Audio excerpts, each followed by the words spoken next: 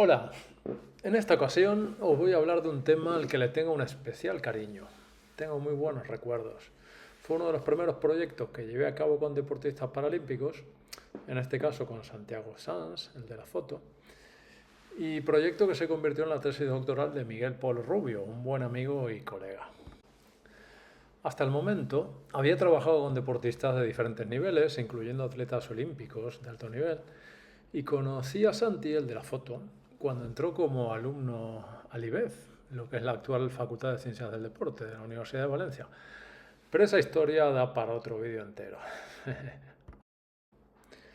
Lo primero que hicimos con Santi fue explorar el comportamiento de su corazón, en función de la velocidad a la que se desplazaba con la silla por la pista de atletismo.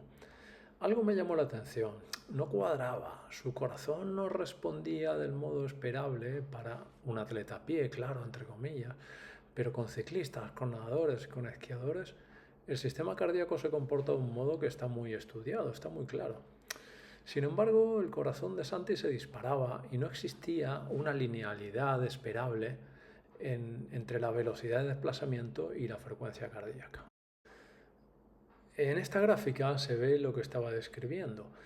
Se ve casi una forma exponencial de la evolución de la frecuencia cardíaca con la velocidad. Y Santi no podía pasar de 20 km por hora. La sensación que daba era como si estuviéramos pedaleando en una bicicleta con un desarrollo muy corto y más rápido no se puede pedalear, a mayor frecuencia no se puede ir de la velocidad a la que estás moviendo tus piernas. De inmediato pensamos que existía algún problema biomecánico, mecánico. Santi iba en silla, pero no era marciano, algo no cuadraba. Nos pusimos a estudiar la propulsión, especialmente las características del aro de propulsión, el handrail en inglés, donde se golpea, que se puede ver ahí en la imagen. Cíclicamente se va golpeando de un modo muy particular, ya que no da tiempo a cogerse y luego soltarlo en cada embolada.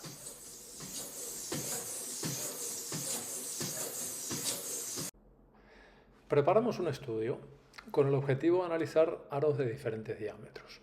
Santi utilizaba previamente de 39 centímetros y conseguimos aros de 37, 36, 35 y 34 centímetros. La hipótesis de trabajo nos indicaba que el diámetro de los aros podía jugar un papel similar al del cambio de marcha en una bicicleta, por ejemplo, con la gran diferencia que tienes que seleccionar un único diámetro de aro, un único aro, y utilizarlo durante toda la competición, claro está.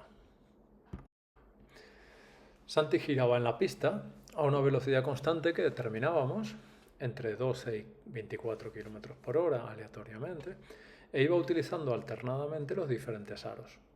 En cada serie de 5 o 6 minutos medíamos algunas variables fisiológicas como su frecuencia cardíaca y su lactacidemia, y otras variables biomecánicas como la frecuencia de embolada o de golpeo y el tiempo de contacto de la mano con el aro de propulsión.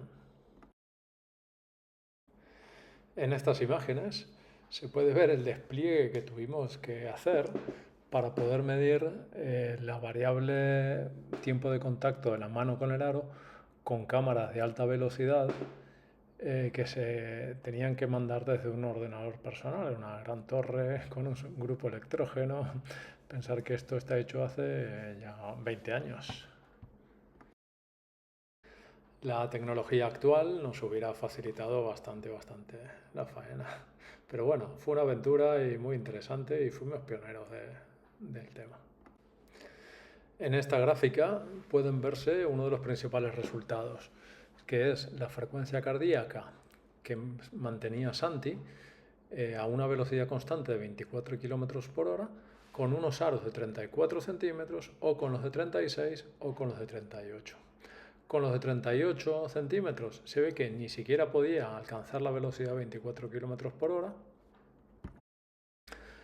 Con los aros de 34 centímetros se ve cómo va a poco más de 170 pulsaciones, lo cual está por debajo de su umbral anaeróbico, es decir, que esa velocidad la podría mantener con esos aros, mientras que con los de 36 centímetros está por encima de 180 pulsaciones, ya por encima de su umbral.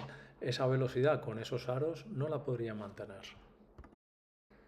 En el mismo sentido, los resultados midiendo ácido láctico en la oreja pues nos marcan Primero, bueno, con los aros de 38 que no podía llegar a esa velocidad, pero entre los dos aros, con los de 34 que son los más pequeños, los niveles de lactato son bastante inferiores a los niveles que se obtenía con los aros de 36 centímetros. Evidentemente, con los aros de 34 centímetros va más sobrado, va más holgado y va a un nivel por debajo de su umbral anaeróbico. En esta imagen se ilustra los comienzos de Santi en la parte superior, con aros de 39 centímetros, y esa curva que habíamos hecho referencia al comienzo, que se iba disparando y que para moverse a 20 km por hora ya estaba a 180 pulsaciones. En la imagen de abajo, pues ya con aros más pequeños, con aros de 34 centímetros, se ve como, por ejemplo, a esos 20 km por hora que hacemos referencia, pues Santi va a aproximadamente 140 pulsaciones, y a las pulsaciones que antes iba a 20 km por hora, sobre 180, pues Santi va a 23 km por hora, con lo que vemos una mejora en su eficiencia muy importante. El resumen es que con el mismo motor humano, el mismo corazón, sistema cardiorrespiratorio y la misma musculatura, cambiando este elemento de la silla, pues Santi es mucho más eficiente y consigue mantener una velocidad bastante más alta. En esta gráfica compleja se presentan los resultados que explican el porqué de lo que hemos encontrado. En primer lugar, vemos que a medida que aumenta la velocidad de desplazamiento, aumenta de modo lineal la frecuencia de embolada, marcado como SF. Por el contrario, a medida que aumenta la velocidad, disminuye el tiempo de contacto entre la mano y el alero de propulsión, marcado como PT. Estas dos variables podrían explicar el comportamiento normal de la propulsión en silla de ruedas, sea de competición o incluso de calle. Finalmente, lo realmente curioso y más destacable del estudio es que demostramos que con aros de menor diámetro, a cualquier velocidad de desplazamiento, el tiempo de contacto durante el cual el atleta aplica la fuerza a su impulso mecánico es siempre mayor. Y paralelamente, utilizar aros de menor diámetro le permite moverse a una frecuencia de embolada también inferior. Todo esto es la explicación de por qué el atleta va más relajado, a menor frecuencia cardíaca y con menor gasto energético y menor generación de ácido láctico. Este estudio que os he presentado formaba parte del proyecto de tesis doctoral de Miguel Polo Rubio y fue finalmente presentado, publicado en una prestigiosa revista científica americana, siendo realmente un trabajo pionero a nivel internacional y todavía una referencia importante en el área. En lo personal y deportivo, para mí ha sido un reto muy bonito, con mucho que investigar para aprender, y ha supuesto mi entrada en el mundo del deporte paralímpico, una gran época de mi vida. Santiago Sanz, gracias a su dedicación y entrenamiento, muchas veces hasta la extenuación, como comentaba él mismo, ha conseguido en la época del estudio 4 medallas de oro en los campeonatos del mundo de atletismo de Assen y la consecución de los récords mundiales de 800, 1500 y 5000 metros en pista, y quedándose a un segundo del récord mundial de maratón.